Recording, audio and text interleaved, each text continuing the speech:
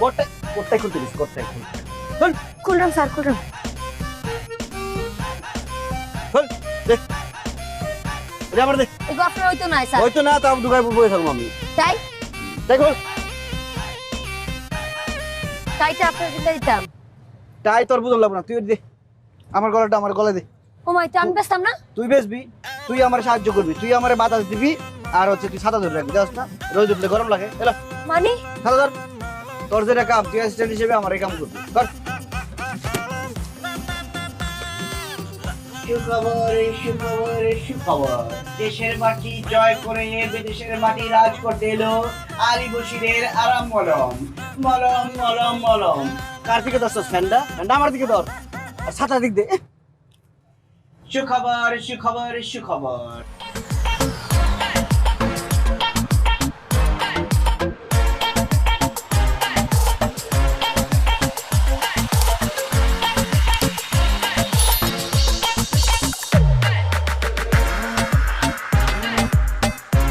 অনেক ওষুধ ব্যবহার করছেন, ডাক্তার দেখাইছেন, কবিরাজ দেখাইছেন, চুলকানি যায় নাই, কিন্তু আলী বশিরের আরাম মলম একবার লাগালে চুলকানি খাওজানি বাপ বাপ করে পলাইবো। আপনি কাজে যেতে পারবেন, পরিবারের মুখে হাসি পড়াতে পারবেন। ভাই সব সুখবর, সুখবর, সুখবর। আর শক্তি মলম ইউজ করিয়া জীবন রে করিলাম সুন্দর। আমরার কান্দা তাইয়া শক্তি মলম লইয়া তুই গাড়ি তাকি বিরত থাকত আর জীবনটারে সুন্দর করই। এই, পুরান পাগলে ভাত পায় না, নতুন পাগলের আমদানি তুই কে? হ্যাঁ, এই 2-4 রোডে আমি সারা কেউ মলম বেচতে। তুই আইছো তুমি, তোরা রিতা আলী বশিরের মলম ইতা কেউ কোনোদিন ইউজ করবো না।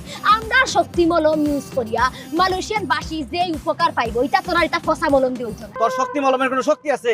যা ওই কারণ বাজারের ফুটপাতে গিয়ে বেচগে, সামনে থেকে সর, যা যা। কারণ বাজার গিয়ে বেচতাম মানে আমরার মলম কত রেপুটেড কোম্পানি তুই জানোস নি।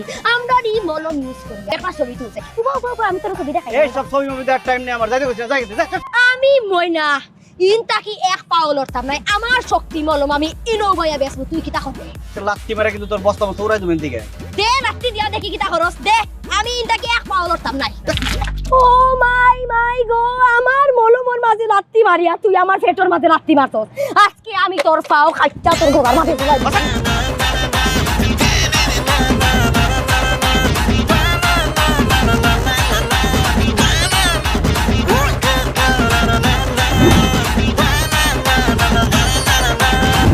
না, তুমি যে মালয়েশিয়া গেলা এরপরে তো কোনো খবর টবর নাই।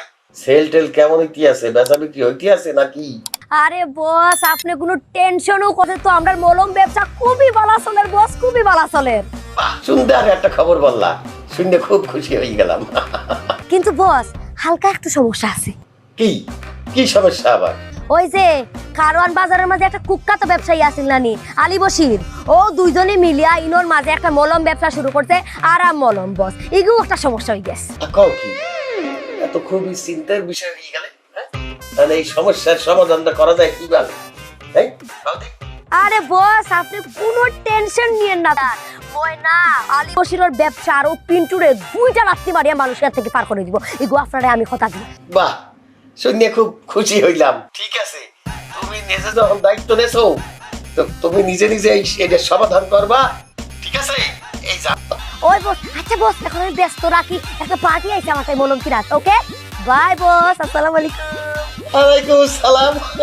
5000 লোক। খুব ভালো মলম, আলী বশিরের আরাম মলম, এক ফাইলে যথেষ্ট ভাই। কোন ভাই 2 নম্বর জিনিস, 2 নম্বর বলে জানো।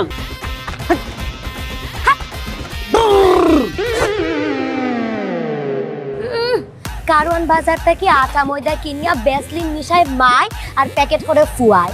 ও আলী বশিরের 2 নাম্বার মলমর ব্যবসার মাঝে চাকরি করস তুই।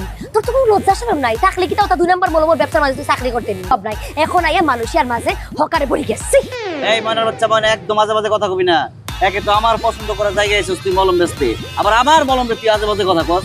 এই তোর মলম যত ভালো, তোর মলমের নামই খালি শক্তি মলম, ভিতরে ঠন ঠন ঠন। তোর শক্তি মলমের মালিক মাসুম বাশার রে। प्रिया का रोज किसी न किसी बात पर अपनी बहू तारा से झगड़ा होता ही रहता। दोनों स्वभाव से जिद्दी और अड़ियल थे। दोनों में से कोई भी एक दूसरे के आगे झुकना नहीं चाहता था। फिर एक दिन, तारा कहाँ मर गई थी तू अभी तक? सुबह से शाम हो गई, घर में इतना काम पड़ा है, ये सब छोड़कर कहाँ मौज मस्ती करने गई थी? आपके घर के सारे काम करने का मैंने ठेका नहीं ले रखा। आप भी तो अपने दोस्तों के साथ किटी पार्टी करने जाती हैं, तब तो मैं आपको नहीं टोकती। अरे मैं तेरी सास हूँ, तू मेरी सास नहीं है। सास है तो क्या मुझे चैन की सांस नहीं लेने देंगी आप? बहुत जबान चलने लगी है तेरी आजकल। आने दे मेरे बेटे को घर पर, फिर देख तेरी कैसे क्लास लगवाती हूँ। आपके पास और काम ही क्या है? बाहर पड़ोसियों से मेरी बुराई करना और घर में पति से। हाँ तो अब तेरा काम भी तो ऐसे ही होते हैं ना। तारीफ के लायक कोई भी काम किया है तूने आज तक? बस जुबान चलवा लो, कैंची से भी तेज चलती रहती है। सिर्फ जुबान ही नहीं, हाथ पैर भी चलते हैं, जिनकी वजह से आपको घर में इतनी सफाई देखने को मिलती है, वरना आपको तो अपनी किटी पार्टियों से फुर्सत नहीं मिलती। तो कहना क्या चाहती है? घर का क्या सारा काम तू खुद अकेले करती है? तो और क्या नौकरानी करती है? इसी तरह तारा और सुप्रिया में आए दिन लड़ाई होती। दोनों के दिन की शुरुआत ही एक दूसरे से लड़कर शुरू होती और लड़कर ही खत्म होती, मानो ये अब उनकी दिनचर्या का हिस्सा बन चुकी हो। शाम को तारा का पति वैभव घर आता है। वैभव को देखते ही उसकी माँ सुप्रिया उसके पास आती है और कहती है, बेटा वैभव, अच्छा हुआ जो तू आज जल्दी घर आ गया। देख ना तेरी बीवी सुबह से मुझसे लड़ी जा रही है। माँ की बातें सुनकर वैभव तारा को जोर जोर से आवाजें देने लगता है। क्या हुआ जी, इतना चीख क्यों रहे हो? तारा, तुमने आज फिर माँ से लड़ाई की? अरे लड़ाई मैंने नहीं की, शुरुआत पहले इन्होंने की थी। समझा दीजिए अपनी माँ को। मुझे कहीं भी आते जाते टाइम टोके नहीं, वरना मैं अपना सामान बांधकर मायके चली जाऊंगी। इतना कहकर तारा वहां से चली जाती है। ये सब क्या चल रहा है माँ? किसी दिन मैं आप लोगों के चक्कर में जरूर पागल हो जाऊंगा। आप लोग कभी प्यार से क्यों नहीं रहते? अरे वो हमेशा मेरी बातों का उल्टा जवाब देती है बेटा। अब तू ही बता मैं क्या करूं? तो आप उसे ताने मारती ही क्यों है माँ? वाह बेटा वाह, तुझे मेरे ताने दिखते हैं, उसका बात करने का तरीका नहीं दिखता। देखा नहीं वो किस तरह से बात करती है मुझसे।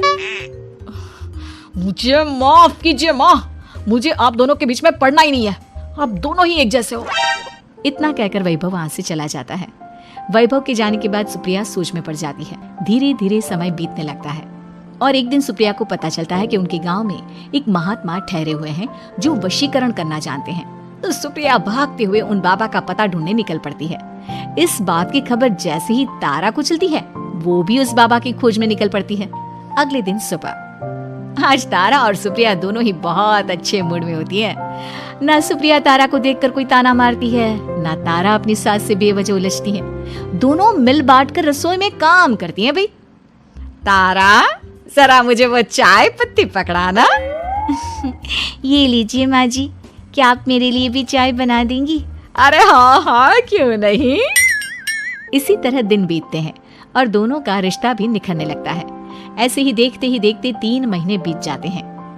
आजकल ये मैं क्या देख रहा हूँ? अचानक आप दोनों के बीच इतना प्यार कैसे हो गया? एक दिन था जब कभी माँ आप तारा को ताने देते देते नहीं थकती थी, और तारा तुम पहले तो कितना उलझती थी माँ से, तो अब ये अचानक क्या हो गया आप दोनों को? अरे यह सब तो एक बाबा का कमाल है, जिसने मुझे ये ताबीज दिया था। सुप्रिया के हाथ में बंधा ताबीज देखकर तारा चौंक जाती है। ये ताबीज तो उस बाबा ने मुझे भी दिया था, आपको अपने वश में करने के लिए। इसका मतलब तू भी उस बाबा से मिलने गई थी? आपकी हरकतों की वजह से ही मुझे जाना पड़ा था। ये सब क्या चल रहा है? मुझे तो आप लोगों की कोई भी बात समझ में नहीं आ रही। सुप्रिया वैभव को सारी बात बताते हुए कहती है, अरे जैसे ही मुझे पता चला कि हमारे गांव में जाने माने तांत्रिक बाबा आए हुए हैं जो वशीकरण करना जानते हैं, तो मैं बिना देरी किए उनके पास चली गई और बहू को अपने वश में करने की इच्छा उनके सामने रखी, जिससे ये मेरी हर बात माने। बाबा, मैं अपनी बहू से बहुत दुखी हो चुकी हूँ, वो मेरी एक बात नहीं मानती। आप कुछ ऐसा कीजिए बाबा जिससे मेरी बहू मेरी हर बात मानने लगे। पहले आप मुझे अच्छे से बताइए, आपको अपनी बहू से आखिर परेशानी क्या है? बाबा, वो मुझसे कभी प्यार से बात नहीं करती। मैं उसे एक बात सुनाती हूँ तो वो पलट कर 4 बातें सुनाती है। आप कुछ ऐसा कीजिए ना जिससे मेरी बहू सारी बातें मानने लगे। बाबा सुप्रिया की बातों को ध्यान से सुनते हैं और उसके बाद सुप्रिया को एक काले रंग का ताबीज देते हुए कहते हैं, ये ताबीज तुम्हें अपने गले में पहनना है और जब तक मैं ना कहूँ तब तक इसे उतारना मत। तो क्या इस ताबीज की मदद से मेरी बहू मेरे वश में हो जाएगी? सिर्फ वश में ही नहीं, इस ताबीज के कारण तुम्हारी बहू तुम्हारे आगे पीछे भी घूमने लगेगी। लेकिन बस तुम्हें कुछ काम करने होंगे। कैसा काम बाबा जी? तुम्हें अपनी जुबान पर काबू रखना होगा। उससे जो भी काम करवाना हो हमेशा प्यार से बात करनी होगी। धीरे धीरे वो तुम्हारी मुट्ठी में आ जाएगी। अरे ठीक है पापा जी, जैसा आप कहेंगे ठीक मैं वैसा ही करूंगी। तारा ये सब सुनकर चौंक जाती है। ऐसा ही कुछ तो मेरे साथ भी हुआ था जब मैं उस बाबा से मिलने गई थी। बाबा जी, मैं अपनी सास से बहुत तंग आ चुकी हूँ। वो हर रोज़ किसी न किसी बहाने मुझसे लड़ती रहती हैं। आप प्लीज़ कुछ ऐसा करिए ना जिससे मेरी सास सुधर जाए और मुझे बेवजह टोकना बंद कर दे। तारा की ये बातें सुनकर पहले तो बाबा सोच में पड़ जाते हैं। उसके बाद वो तारा को भी काले रंग का ताबीज पकड़ाते हुए कहते हैं, ये लो बिटिया, इसे अपने गले में पहन लो और जब तक मैं तुम्हें इसे उतारने के लिए ना बोलूं तब तक इसे उतारना नहीं। इस ताबीज को पहनने से तुम्हारी सास तुमसे प्यार करने लगेगी और दिन रात तुम्हारे आगे पीछे घूमेगी। ये सुनकर तारा बेहद खुश हो जाती है। बाबा, इस ताबीज का असर कब तक होगा? अगर तुमने मेरी सारी बातें मानी तो इस ताबीज का असर तुम्हें 2 दिन बाद ही दिखने लगेगा। उसके लिए सबसे पहले तुम्हें अपनी सास को इज्जत देनी होगी, उनके साथ प्यार से बर्ताव करना होगा और अगर कोई भी काम भी करवाना हो तो प्यार से ही बात करनी होगी। फिर देखना वो कैसे तुम्हारे इशारों पर नाचती है। ठीक है पापा जी, जैसा आपने कहा है मैं ठीक वैसे ही करूंगी। इसका मतलब उस बाबा ने हम दोनों को एक जैसे ताबीज देकर पागल बना दिया। जरूर कोई ढोंगी बाबा होगा। इतने में ही बाबा भी उनके घर पहुंच जाते हैं और मुस्कुराते हुए उनकी ओर आते हैं और उनसे उनके हालचाल पूछते हुए कहते हैं, ताबीज का असर हुआ या नहीं? बाबा जी, आपने हमें एक ही जैसा ताबीज देकर पागल बनाया है। ऐसा कैसे?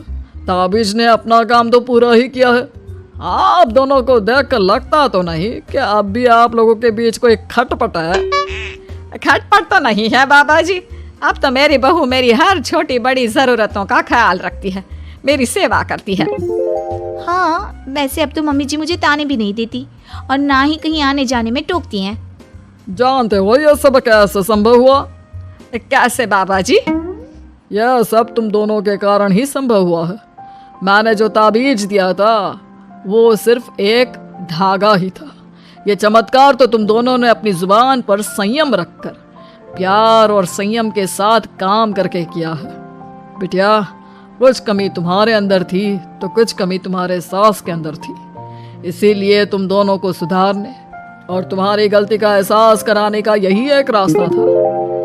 बाबा की ये सारी बातें सुनकर सुप्रिया और तारा एक दूसरे की ओर देखने लगते हैं। अब उन दोनों को अपनी गलती का एहसास होता है।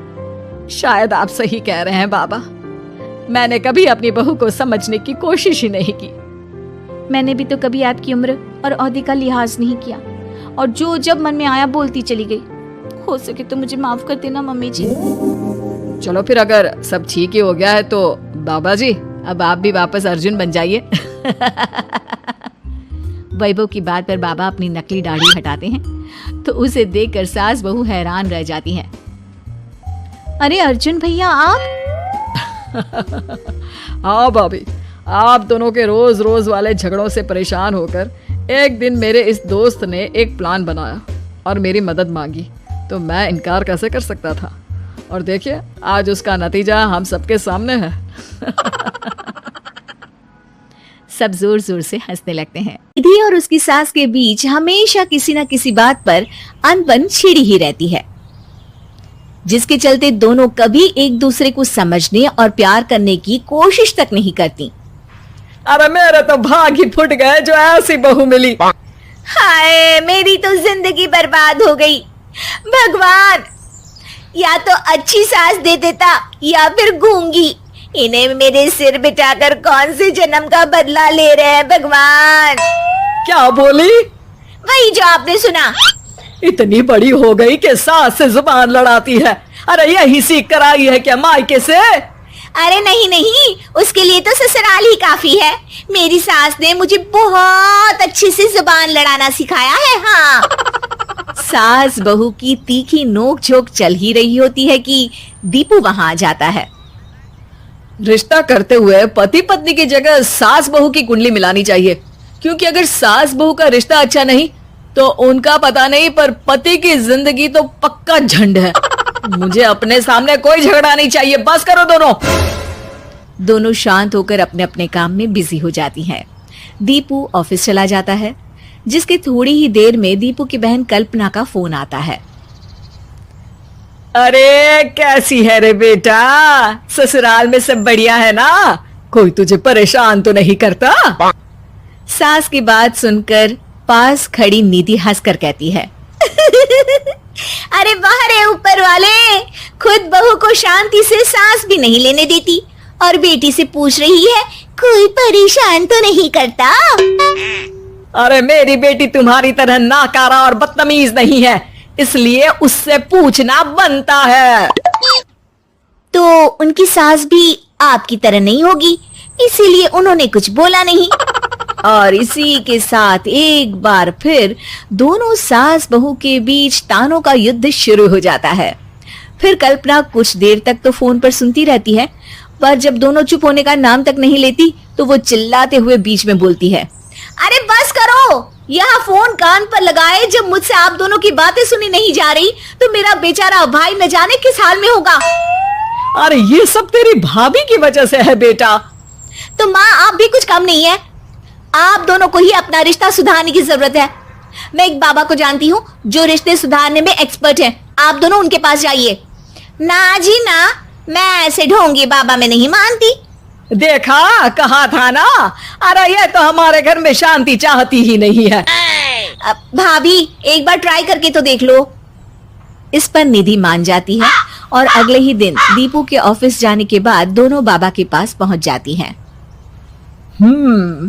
सास बहू के बीच रिश्ता कुछ ज्यादा खास नहीं है, हर समय तू मैं चलती रहती है। हाँ जी हाँ, बिल्कुल सही, आप तो बहुत ज्ञानी है बाबा जी। तो पाए सुनो, बहू को साफ और सच्चे मन के साथ सास को 12 लाल और 12 हरी चूड़ियां भेंट करनी है, बात भेद अपने आप कम हो जाएंगे। बाबा का उपाय सुन अगले दिन निधि सास को चूड़ियां भेंट कर देती है, लेकिन इससे भी उन दोनों के बीच कुछ सही नहीं होता। अरे पक्का इसने ही किलस कर चूड़ियां दी होंगी, तभी कुछ नहीं हुआ। दोनों दोबारा बाबा के पास जाती हैं। कुछ नहीं होता। तो दूसरा उपाय सुनो, सुबह सूरज निकलने से पहले ही घर की सफाई कर सारा कूड़ा घर से बाहर कर ठंडे पानी से स्नान करना है, इससे दोनों के बीच रिश्ते अच्छे हो जाएंगे। अरे इतनी जल्दी मम्मी जी ही उठ सकती हैं, ये आपको ही करना पड़ेगा, मैं अकेली तो लड़ाइयाँ नहीं करती ना। बाबा का उपाय मानते हुए अगली सुबह से सास जल्दी उठ सूरज निकलने से पहले घर की सफाई कर ठंडे पानी से नहाने लगती है। ये सब कुछ दिन तक चलता है, जिससे अभी भी दोनों के रिश्ते तो नहीं सुधरते, पर सास की तबीयत खराब होने लगती है। अब लगता है आपने मन से काम नहीं किया होगा, तभी तो रिश्ता वैसा का वैसा पड़ा है और तबीयत खराब हो गई।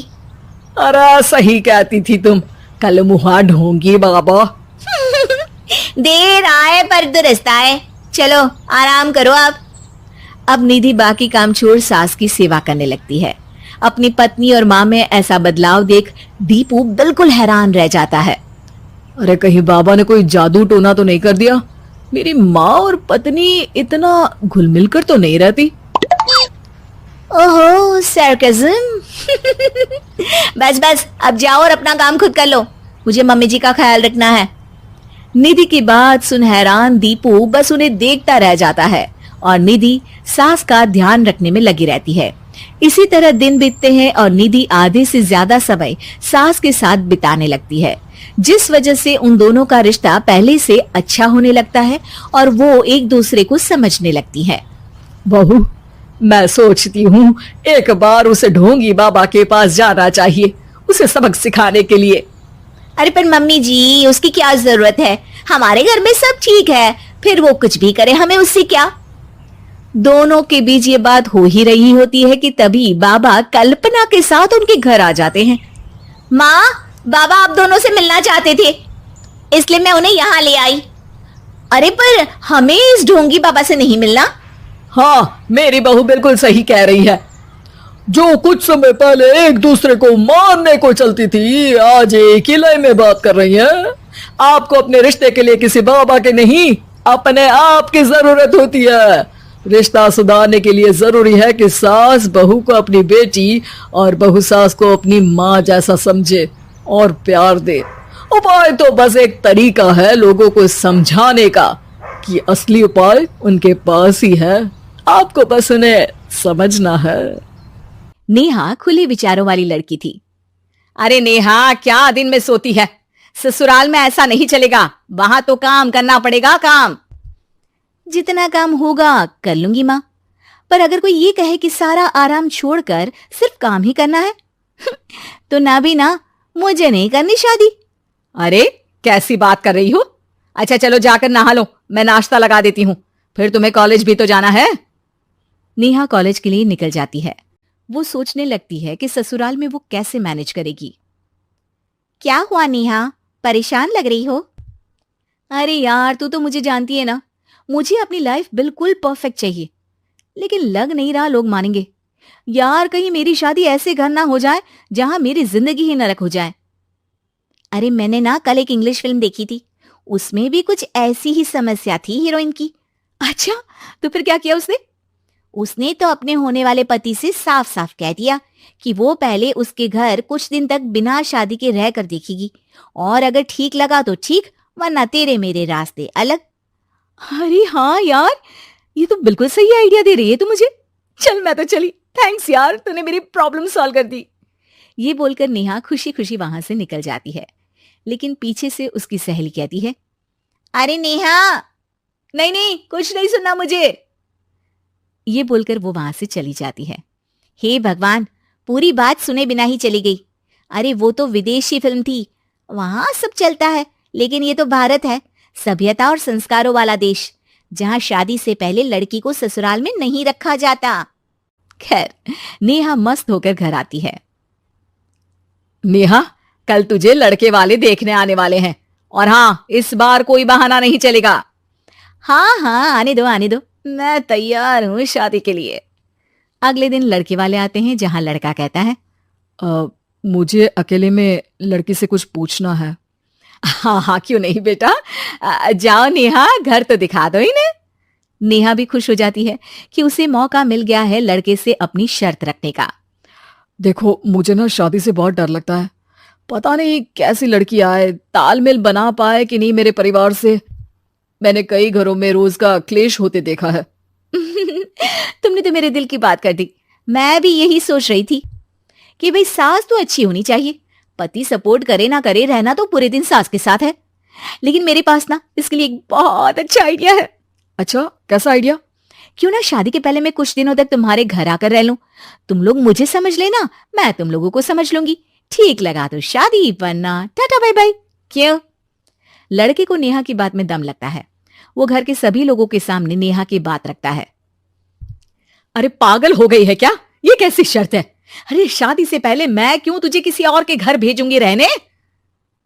अरे लड़की के ख्याल तो 20 साल आगे के हैं, इतनी भी खुले विचारों वाली लड़की नहीं चाहिए हमें। अरे माँ, क्या बुरा और गलत बोल रही है ये? रहना तो हम दोनों का है ना, कल को कोई परेशानी आई तो तुम सब तो ये बोलकर निकल जाओगे कि जिंदगी तुम लोगों को ही निभानी है, तुम लोगों को जो करना है करो। तब क्या करूंगा बताओ? सबके समझाने पर वो लोग मान जाते हैं। वाह, मैं 2-3 दिनों में पैकिंग कर लूंगी, तो आकर मुझे ले जाना। और नेहा पहुंच जाती है विशाल के घर। आओ आओ, ये रहा तुम्हारा कमरा। इस घर में तुम एज अ गेस्ट रहो, लेकिन माँ तुम्हें बहू की तरह ही ट्रीट करेंगी, और तुम भी उन्हें सास की तरह ही रखना। बस फिर क्या था, शुरू हो जाता है लिव इन सास बहू का ड्रामा। अरे चाय तो बना दे बहू। जी सासू माँ, अभी लाई। नेहा चाय लेकर आती है कि बस चाय लेकर आई हो, इसके साथ पकोड़े भी ले आती। लेकिन आपने तो बताया ही नहीं कि आपको चाय के साथ पकोड़े भी चाहिए। हाँ हाँ, अब तो पता चल गया ना। रात को खाना खाने के बाद नेहा किचन में खटर पटर कर रही होती है। क्या हो रहा है वहां नेहा? माँ जी, मैं ना रात को अदरक वाली चाय पीकर सोती हूँ, ये मेरी आदत है।